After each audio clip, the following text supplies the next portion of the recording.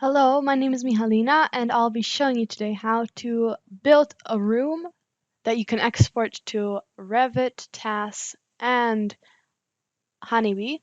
And so how to do it from a 2D geometry. So I started with this video idea because I was going through the Rhino forum, and there I came across this problem. Is there a way to create a room automatically using room separator using C# or Python? Even though I won't be actually answering the question fully, I'll just be showing what Sam can do with it. So I'll be answering it partly because I'm doing a room, but I'm not using C# or Python. So let's look at the example now. I have it open here and okay, so when we go now to Rhino, here we can see we have the grasshopper definition of the problem. This is our current geometry. So we have here some cells, hexagonal cells, and now we'll move them up to how tall we want the building to look like. So it doesn't really matter what number you choose, but in this case, I'm gonna use 3. So let's put that in.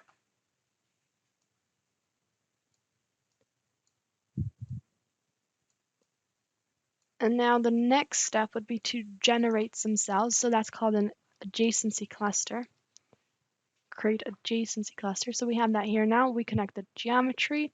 And now we have a lot of cells here, as you can see. Maybe I think that's good.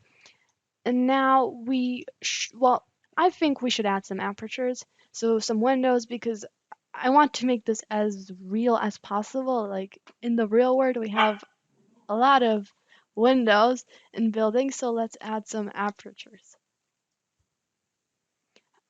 I'll do it by ratio. There are a lot of different methods, but this one is just the easiest for me. So let's do, for example, 0.5.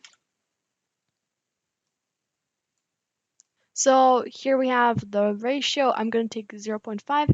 And if you want to see, here are the apertures. Yeah. Now we'll do the map internal conditions. Oh, it's point map internal conditions. And the default one is, I think, office. So let's connect those here. And now we'll do an analytical model. So that create analytical model. So we connect that to adjacency cluster, I think. Ooh, and it's really interesting because if you have 1 at the beginning, like this underscore, that means it is necessary. At the end, I think that's, well, you can do it, but it's not really necessary. And 2, that means there is a default one, but you can change it if you want to. So also location is necessary. So let's create location. And then Sam, anytime you need to create something new, so you just do dot create, and then in this case, location. So they have a default value, I think, here already. So let's connect that. Okay. So we have that here. And now we'll push it to Revit. So first we'll see if it actually has any mistakes we need to correct in order to push to Revit. So let's do that Revit check. Put that here. Now a Boolean toggle.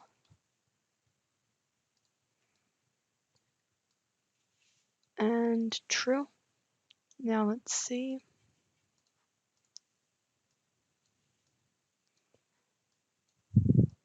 Okay, so here it says Revit level with elevation 3 is missing. So we need to create levels in order for elevation 3 to be defined. So let's point create levels. So we're going to connect the model. And now we have to push this to Revit.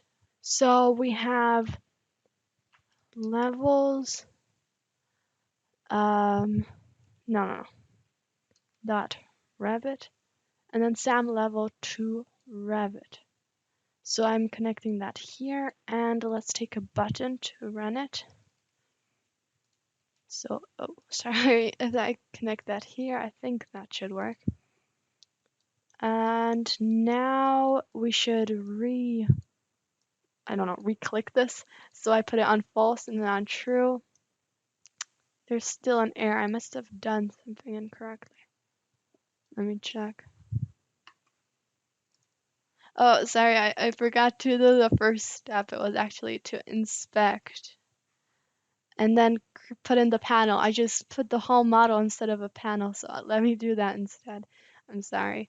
So here, and then I click get all common parameters, your panel, and then, oops, here, and remove unconnected. I think that should work now. Yeah, that probably would be better. Okay, I need to rerun it, and then rerun that again.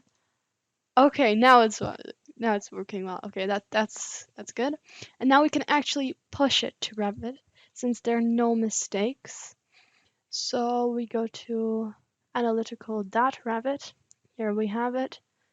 And then we take a Boolean toggle. Let me just copy and paste that. And wait, just for precaution. And now true. I think it's loading. Yeah. Let's wait.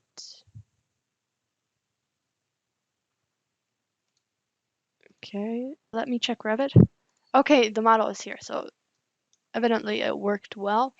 So let's check. It looks good, but let's actually check each level. So we have level 0 here already. And wait, when you look here, you can see we have actual spaces here. Here we have like all the things we need. Okay, now we can bake that. So let's bake that, and maybe I can show you each by layer.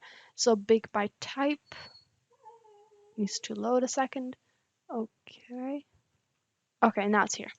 So let's choose a different setting. I think this one looks good. Okay. So let me expand that. So if you go to SAM1, yeah, sorry, we can put the roof up, and here you can see you have all these hexagons, sorry, and these are all internal walls. It looks pretty nice. Yeah, and if we remove the internal walls, that here we can see the actual, like, I don't know, the outline of the building. So let's move on. So let's go back. Oh, sorry, to Grasshopper. Here we go. And now we can also export this to tasks. So let's go tasks, and then we have tasks workflow. So first we connect that here, and we need a file path. So let's create a file path. I think it's just called file path. Yeah. We go on file path. We first select one existing file. This one here, and then open, and then we connect that here. And then we just need the Boolean toggle. And now I'll put it on true.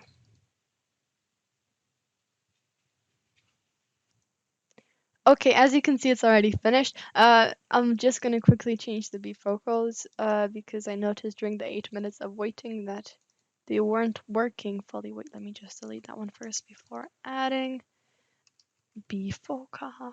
Okay, okay, that's better. So let's see how it actually turned out. So let me put on this. Let me just wait for this to open. Okay. So I'm gonna open this. Here you can see like the yearly, how much yearly light there would be from the sun on the building. So I really like the colors, but it's really nice. It looks really nice. So let me just close that, and let's go into Revit, delete the model we have now, and then push the model we have in tasks to Revit. So let me just wait. Let me go on to Revit because okay now. Okay, so let me go on to wait. I first need to delete this first. Why isn't Revit working? I don't. Okay, so let me put this on, then close this, close this. Okay, now I'm in Revit. Go on 3D and let me just undo that till here. Okay, now there's nothing. Okay, so now let's just quickly push that to Revit. So we just Revit, So it's going to be Analytical.Revit. Boom. Then, oops, the Boolean toggle set to true. And that'll take some time. So we'll just wait for a second.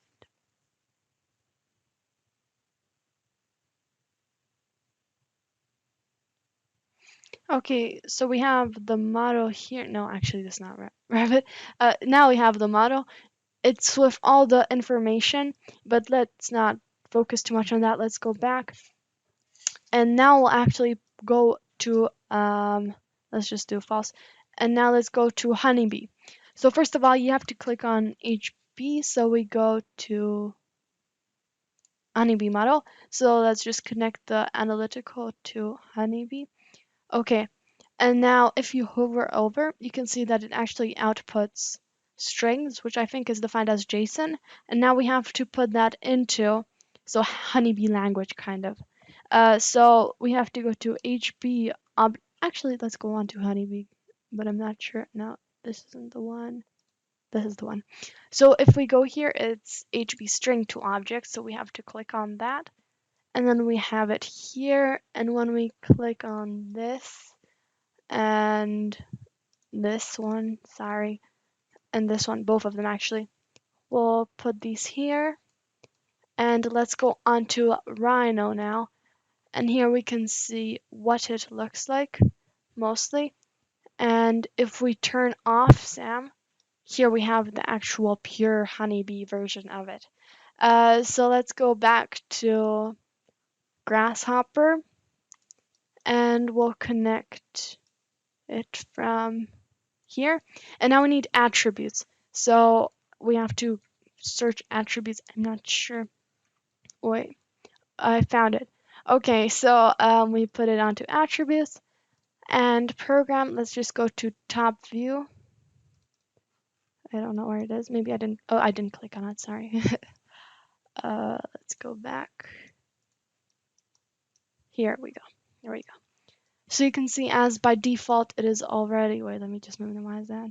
It's already office south, so all of them are office. And now let's go on to heating set point. And again, it's 21 degrees. And then cooling, it's 25, so all is very good. And that was it for today, I think. So thanks for listening. I hope you learned something from it. I hope you were happy with the result you got, and I think this proves how easy Sam is to work with. So thank you very much. And before you go, if you have any comments or questions, please write it, share your opinions, and until next time. Bye.